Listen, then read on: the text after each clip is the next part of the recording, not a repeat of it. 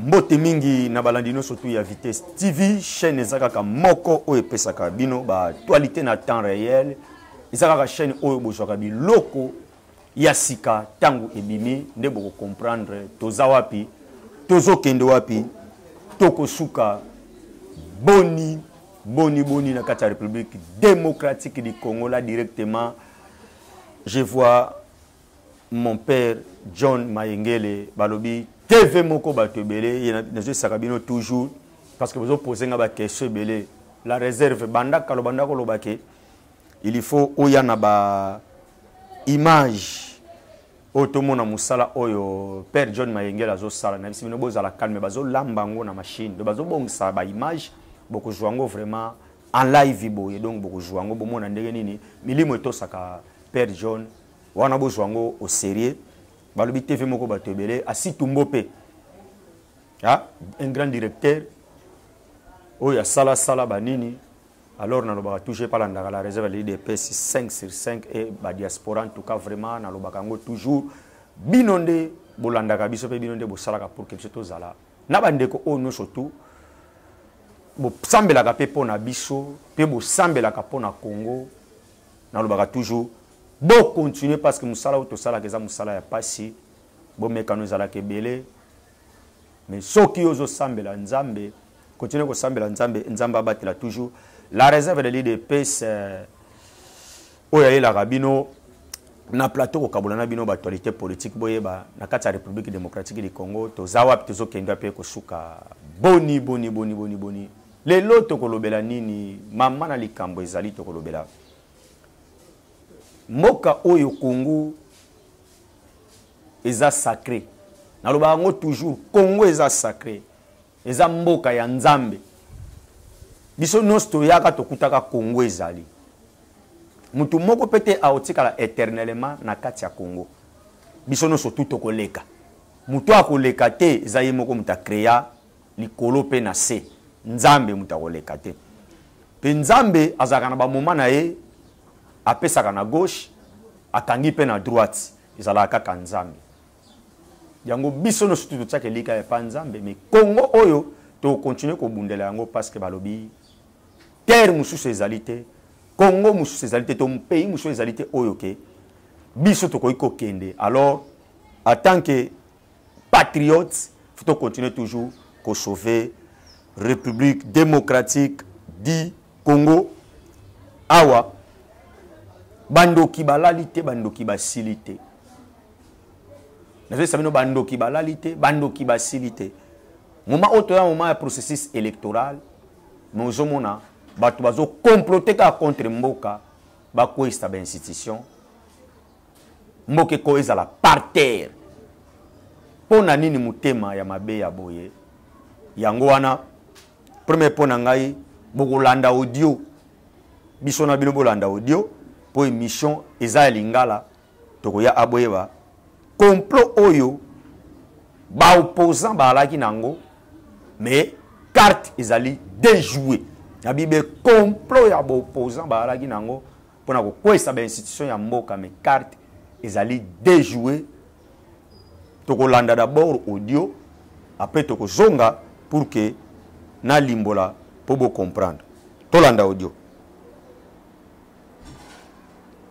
Je n'ose tout Hollande audio, de trois comprendre. Devoir nous définir de ce que nous voulons. Par rapport au financement, déjà, il n'y a pas de souci pour ça. Il n'y a pas de souci. Les différents partenaires sont prêts à pouvoir apporter tout ce qu'il faut pour nous, pour que nous puissions matérialiser ces plans. Et surtout avec le message du général John Numbi qui vient encore nous conforter, qui vient encore nous donner un peu plus de force. Et je lui ai fait même part aussi, surtout que nous sommes en train de nous mobiliser par rapport à ça. Et donc moi je te conseillerais de revoir la liste, de chercher des activistes qui qui sont vraiment contre la gouvernance actuelle de Tshisekedi. J'ai évidemment envoyé le nom de Ben José. Ben José est un peu plus proche au pouvoir actuel. Tu m'as donné le nom de Jean-Paul Mwalaba. Il est aussi proche du pouvoir actuellement aussi. C'est vrai que ce sont des personnes crédibles, oui, mais après ils sont proches du pouvoir et on craint que tout soit capoté, c'est pas une bonne chose. J'ai vu le nom de Freddy Marcel. Bon, Freddy, il est un peu proche au niveau de la commission de justice et paix, bon voilà, avec la Cinco, oui. Mais on va réfléchir un peu plus sur lui. Mais moi, je veux des profils un peu plus qui ne peuvent pas nous trahir, qui seront efficaces. Et même s'il y a eu des arrestations, même s'il y aura des arrestations, même s'ils vont essayer un peu de bouger, on va essayer un peu plus de résister et voir comment est-ce que garantir chacun de nous ce qu'il faut, enfin qu'il soit mieux outillé. Donc les téléphones sont là, il faut multiplier de stratégies sur le plan de réseaux sociaux, avec un message très fort, un message radical vis-à-vis de la gouvernance de Tshisekedi, parce que la réalité, elle est là. La réalité est là, Tshisekedi a complètement échoué et que le peuple veut un changement. Et donc il faut vraiment carburer, et voir comment est-ce que nous allons arriver, et l'armée pourra maintenant prendre le relais. Parce que j'ai essayé un peu d'échanger avec quelques officiers. J'ai échangé avec quelques officiers pour voir comment est-ce qu'on pouvait matérialiser avec eux un appui de leur côté. Tu te rappelles ce qu'on a eu à faire à l'époque en 2016 avec le G7, avec les différentes manifestations. Il fallait le cocktail Molotov, il fallait beaucoup de choses. Et on va voir comment est-ce qu'on va mettre ces lampistes en place. Parce qu'il faut vraiment déstabiliser la ville de Kinshasa, il faut vraiment déstabiliser Kin. C'est vrai qu'aussi de l'autre côté du pouvoir, ils sont aussi mieux outillés pour l'instant, avec des jeunes de l'IDPS qui ont été recrutés au niveau de la garde républicaine, ainsi de suite. Ils sont mobilisés pour ça aussi, pour que Kinshasa ne soit pas vraiment aussi secoué, mais je pense que c'est possible pour nous de pouvoir secouer Kinshasa. Nous allons plus cibler les zones moins accessibles, c'est-à-dire les zones où le pouvoir s'entend de moins. On n'ira pas à Tchangou, non, on n'ira pas à Tchangou parce que là, le pouvoir est un peu plus focus de l'autre côté, mais on choisira des endroits où un peu plus isolés et voir comment est-ce que nous allons remonter les choses pour faire avancer un peu plus et faire un chaos total pour Kinshasa d'abord, et puis les grandes villes aussi, ça suivra. À Goma, je parle avec quelques activistes aussi là-bas à Goma, et nous avons déjà un plan aussi pour eux aussi de l'autre côté, et j'attends qu'ils puissent finaliser. Ils ont des différentes réunions, même à Kisangani aussi, nous entendons de l'autre côté, et au Bas-Congo, au niveau de Matadi, je parlais avec quelques activistes aussi de l'autre côté qui sont aussi prêts à pouvoir le faire. Donc, ce qui est bon pour nous, c'est qu'on doit matérialiser, on doit déjà mettre en place déjà un plan d'action déjà. Un plan d'action qui vient d'abord de nous en tant qu'activistes, et ces plans d'action, je veux le faire monter jusqu'à la hiérarchie, voir comment est-ce qu'ils peuvent ils vont aussi adopter ça, et puis par après suivra les financements comme on a toujours l'habitude de le faire. Donc moi je demande de rester serein, de rester discret et faire attention avec qui tu peux parler. Mais déjà, la première des choses, nous devons déjà, avec la liste que j'ai déjà, que JP m'a renvoyée, et la liste que tu vas me renvoyer, nous allons peaufiner cela. Et puis maintenant sortir le gros de notre message, et de notre plan plutôt. Et après, maintenant, on va voir comment est-ce qu'il faut le faire. Parce qu'il nous reste 60 jours, et on doit vraiment carburer. D'ici déjà la fin du mois d'octobre, voilà, nous devons déjà commencer la toute première action. C'est d'abord le point de presse qui va annoncer au monde la sortie d'un grand mouvement qui regroupe tout le mouvement, en fait, qui regroupe pas tout le mouvement, mais qui regroupe des activistes d'une manière indépendante qui vont travailler et donner le go. Donc c'est ça un peu. Et reviens-moi avec des éléments comme il faut, et puis on va nous allons voir comment est-ce qu'on doit matérialiser cela. Donc vraiment courage mon cher, courage et tenez bon. Et les bonnes choses arrivent déjà, les bonnes choses arrivent et nous allons matérialiser cela. Merci beaucoup. Merci beaucoup. Bolandi audio oyo. Bomonake moment obiso mboka ezobongisa maponami.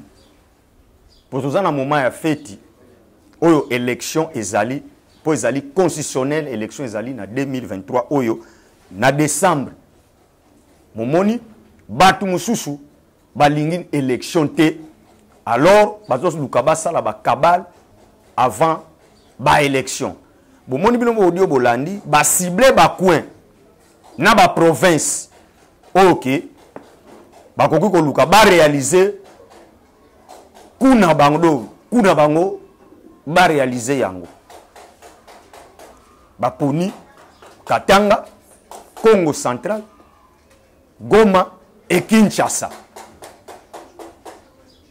Si koyo awa ba opposant bazo sangana wapi na poto pour que babimisa candidat comme na bango poto kende wapi na maponami. Mais bazo travailler si koyo na occidentaux.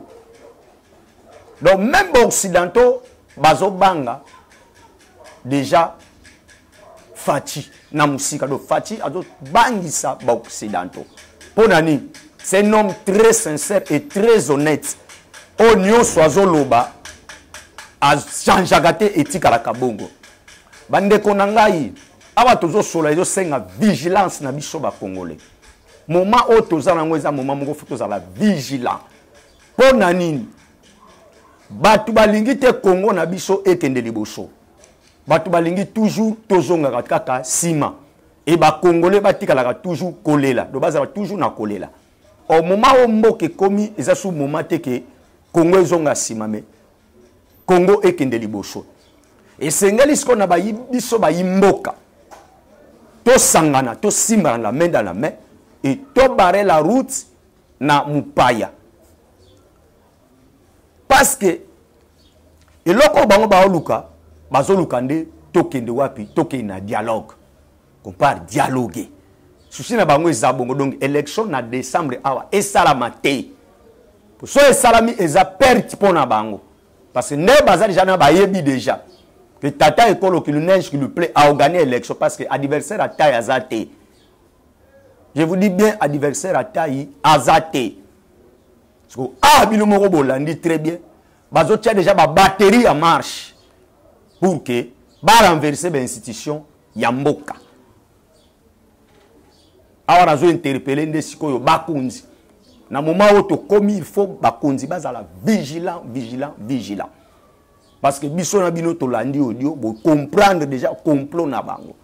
Pe bazolo ba yango ke ba réussir yango.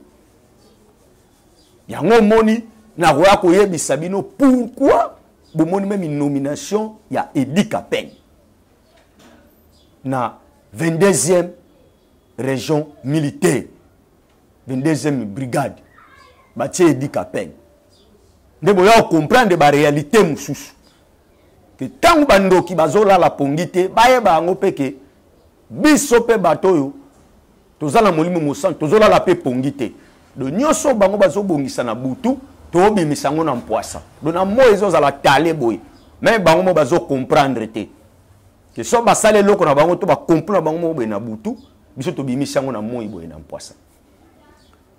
Et maintenant faut comprendre ce que ba opposant ba kena bango de ko bimisa candidat commetté mais ba keide pour que ba sola ndeni ba osala complot en complicité na ba occidentaux ndeni ba ko réussir coup mais ba yeba ngona lobaka toujours Fati Azaya Nzambe azali envoyé de Dieu. Donc c'est un grand missionnaire.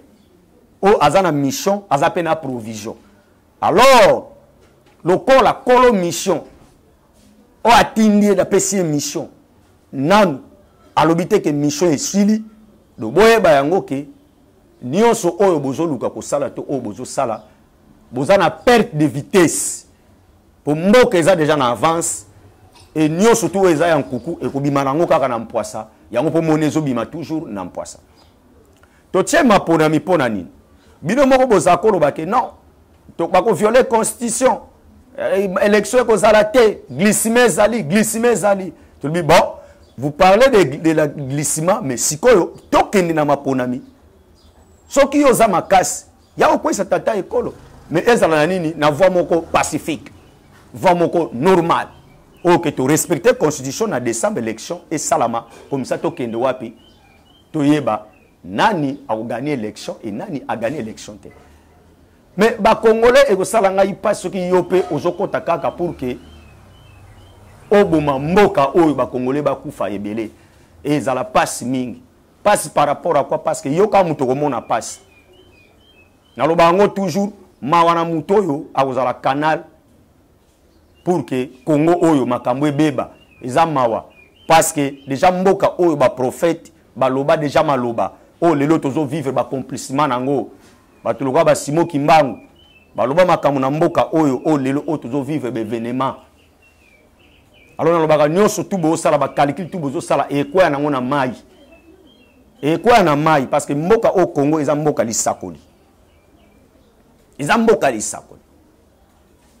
awa coup d'état na bango ils a déjoué pour nani parce que tant ba préparer ma ponami na bango ba projet na bango ba comprendre te neni mboka et déjoué yango nomination Edi Kapene et sali bango maman na panique c'est historique maman na panique nomination Edi Kapene kutu calamité déjà to kita déjà katanga ba mbila déjà si ba kitaki déjà pour na ko sécuriser zone pour bango ba cibler ba zone ba bien un pour kuna bango ezala reçu alors un faut ba cibler Katanga Congo central Kinshasa et Goma faut marquer makambo préparation au babandango banda kala ko déstabiliser kaka pouvoir en place to ba institution ya mboka na lobaka toujours boye tata ekolo azali éternalité na place azawana azo sala ba tana epe mandat na ye soke sili ye pa koleka mususu pe akoyaka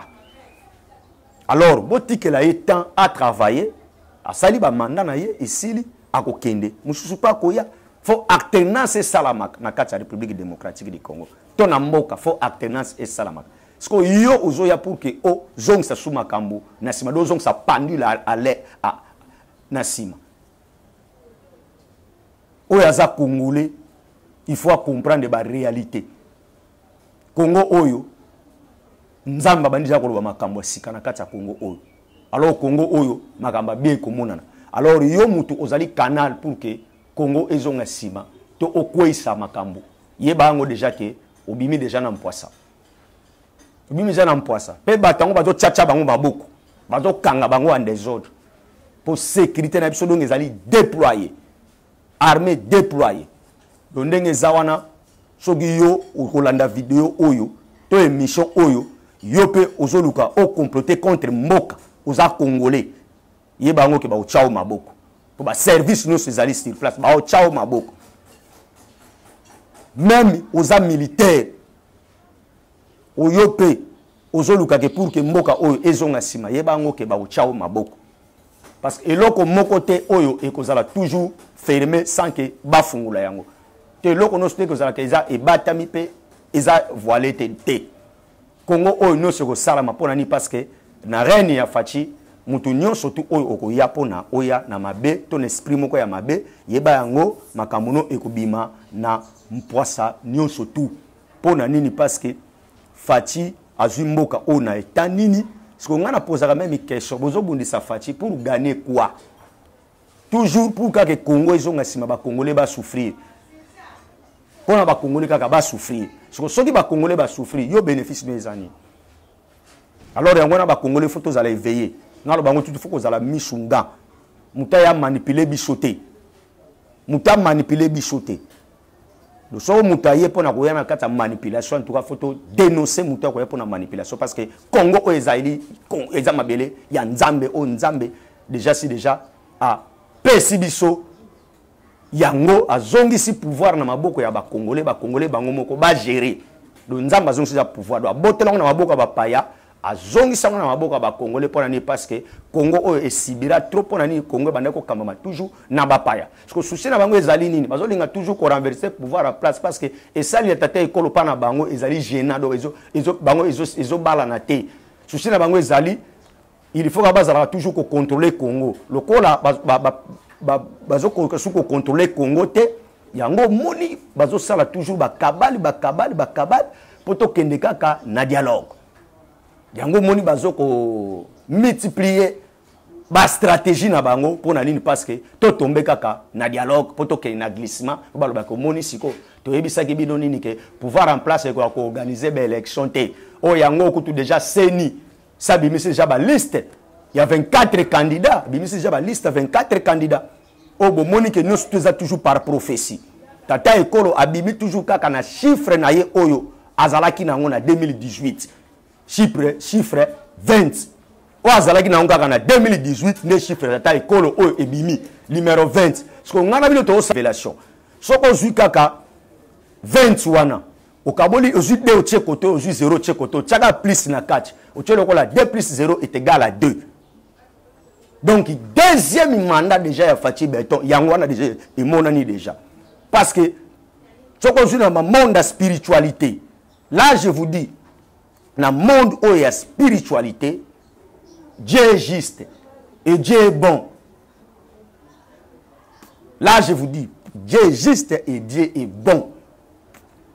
Deuxième jour Nankunda ma belé ça qui secoué na deuxième jour pour troisième jour Jésus secoue. Sur le moment où toi le moment on a phase mon deuxième jour où ma belé ça la secoué pour que tant que comme ma problème tata ekola zuma la moko deuxième mandat mbala moko pa betango dada apesa ba congolais oyo ba congolais bazozela lisusu pona ye parce que pona ngana koloba ke bilan tata ekolo ezali positif na 5 ans autres que le koksa oyo na ba réalisation on no soit sali en tout cas vraiment ce qui yo lobi ke bilan tata ekolo ezali négatif c'est que yo oza congolais té de père et de mère ozali congolais té ozali étranger nalobaka toujours boy nzambe apesaka vision to onction na deux personnes kaka mutu moko pe troisième personne mutu moko nde mutu ye wana nda kozala canal pour que mabote ebele ba pamba mana sima na ye nzambe a fait un choix sali ya Fachi Beton pour que Congo oyo emata en dimension et en puissance. Ali sengeli ba ye oyo tozali ba Congomani ba vrai Congomani to tchaye maboko pour que Congo oyo ekende liboso pe ba Congolais ba retrouver parce que pour le moment mboka etonda nkita belé mais ba Congolais toujours donc population toujours pauvre yango seni abimisi soto yoki déjà na ngambo mususu babandi déjà kobele na ngambo ya ensemble ono candidat na bango balongoli seni azolongola candidature ya mutu moko te seni azo yamba yazaka ko recevoir azui atindi yango na cour constitutionnel nde muteza habilité ya kolongola candidat na yo to candidature na yo soki ba moni ke ezali flou o ko répondre te na ba critères ya mibeko do mibeko ya mboka ba critères sont allés respecter c'est maintenant la cour on est à rejeter candidature na ekozala non seni au Sénat bimi c'est d'abord provisoire mais bazo c'est la score réponse ya cour constitutionnelle ce qui a bimisi yango ande ba bimisi ce ba liste définitive oyeba a est-ce que examen salami na zui to na zuité bon ça on a des hésitations que vous allez agiter bon ça l'encore dans parce que machine ils ont marché nan ba congolais ah ils allient moko na bino na lobango toujours la réserve de pèse na ya ko la kundula kabino babiloko oyo yo peut-être oya omona ngo lobi ndeko kisami ana elo ba révélation na betcho na premier point ba révélation na betcho wa peut-être yo yeba ki yango te que complot moko banda ko salama pour renverser le pouvoir en place le pouvoir en place ali lisu likolo ali lisu so yo awa tant basali nomination ya Edi Kapen nazo expliquer bino pour comprendre très bien D'abord, Edi Kapen, azaki sous militaire. Il faut savoir ça. Donc, bah dégradé qui est tout. Payo bien nomination Edi Kapen à titre exceptionnel. Donc, titre exceptionnel. Donc, bah quoi ici, bah condamnation, nous surtout ezalaki ya Edi Kapen. D'abord, bah dégradé qui il était plus militaire. Fatia Zuye a Pessier Bagalo, général, 22e brigade, Wapi, Katang. Au moment où je vous parle, déjà, nous avons déjà Zolela. Le sol Kebita au Kanga déjà Bisaka, Alukanzela Nina ko Tambola. Nous avons 9 à Kanga déjà Bisaka parce que Moto Gana Katang pour Edi Kapen aïe pour na ko Sembola Moussala. Tala Moutabeti 22 ans en prison. Jusqu'au bimi, jusqu'au bâton de commandement. Donc même Yoba Katangé aux Akuna. Donc ça déjà na panique. Pour nani. Au moins na ebisibino bateau yo. Bazo sala complot na mboka. Na kati ya libanda kuna donc ba opposant. Souci na bango ba okuta na John Numbi. Donc carte tout ba luka John Numbi tabeta yango. Là nazo kende siko pour bando comprendre. Carte bazo luka John Numbi beta yango. Bon donc ba okuta ne ba bi ke John Numbi ye mutu asutenaka bakatakatang. So tant ba okuta na bongo passe aux années pas Johnny. Yango mona isa John Numbi abandé déjà ba provocation. Ah, il y avait des accords. Ah, il y avait ceci, il y avait cela. Bobi misaba bakor et bimakate. Yango moni dit qu'appelle tant au kita mabele wana. Bino boko sentir changement, mais bino boko comprendre té. Parce que d'abord c'est un vrai soldat. Pour ça qu'on l'a dit bien. Autour du même, il y a John Numbi. Il y a pété même pété à major, il y a Ibakiam. John Numbi a pété à major. Il était commerçant. Ba ramasser boubou ba yena ba kadogo pap baramoko pou ba pété mati en désordre. Commandement militaire, il ne connaît pas. Ba yebi commandement militaire. Alors tala korte betami wana sikoyo yango na lobi nini bakatange bakoti sabino na ba jeo te. So bakoti na ba jeo oyo e kozala participer mawa pona bino bakatange. Alors bakatange d'abord bozali ba congolais. Vous êtes nos frères, biso tous ba congolais. Katanga tout tous ba congolais. Botele mela mutu no surtout akoya pona koyako bebisa province na bino wana. Bozaba tamayele. Botika biyamba yamba. Bozoyamba bino bakatange bozozonga toujours sima. Bapayande bazoya bazoko avancer bino bozozonga sima. Alors boye bango déjà que carte zali déjouer parce que mboka déjà ba déjouer carte wana ba kabal na bango ba préparer ki ya nomination kaka ya Edi Kapen et changer ba donner no surtout mbala moko de pénaliser pe bouleverser makambo. Yango bozomona l'homme de Kachamata adoki makachamata wana. Bokomona ngo parce que ya utala skobwe a telemeli bango boy mais yo mekasiko bazo kima wana ezalaki premier point na ngai et deuxième point siko na kiti na est boyeba to komi na dimension na mboka est ay bele ba comprendre te o ba wazalendo ce sont des militaires ah ce sont des boys mais je viens vous dire ba wazalendo bazali ba compatriotes. Les citoyens comme moi et vous, ce ne sont pas des militaires. Ils ont dit, bana, bazo bundela ma belé na bango, ba boy ma belé na bango, et kenina, ba paya, ba boy. Alors, bon, déjà même, si nous bangi, on peut bazo rejoindre, ba wazalendo. Bazo ko rejoindre ba wazalendo. Bazo sinanga na sima caméra, na tikali na 6 minutes. 5 minutes aïe babi TV zalingo en tout cas vraiment tout qui m'a derrière le temps ils est le côté oh na koloba na kozanga koloba awa na prochaine émission na koya pour que na limbo lango mais na kopesa numéro na nga na suka yo muto kozali ba kwa kolanda ngai benga na suka émission oza ba intégralité mususu banini na lobi nini ba wazalendo ce sont des civils oyo bazo batela nde mabele na bango alors même batuno surtout bazoya déjà pour na prier ba wazalendo de pona nini parce que ba boyi mabele na bango et que na pas pa nini parce que même affrontement salama qui vendredi et samedi affrontement ya makasi et bravo na ba wazalendo parce que bazo récupérer ba village bazo récupérer yango et tikalika kana village moko oyoke ba wazalendo faut ba récupérer après ba continuer à Bunagana des places on a des résistances na ezali mais moi où je vous parle tito comme à fin du mois oyo bokanga makamu nazolo ba tina fin du mois bokomona oke ba wazalendo ba kokota ti na kati ya Bunagana ba récupérer terre wana no surtout na parce que au moment où je vous parle Wilingo ma tout la mousia zazape Kagame a comment changer ba province en province. Dazo comment changer doit comment qui m'a monique musuku eye na kati ya nan parce que tinda ki délégation plus de 500 militaires mais bravo na ba wazalendo ba lalisi bango no sonasi yango bolanda ki maloba même abitu Keita ayeko comprendre ngo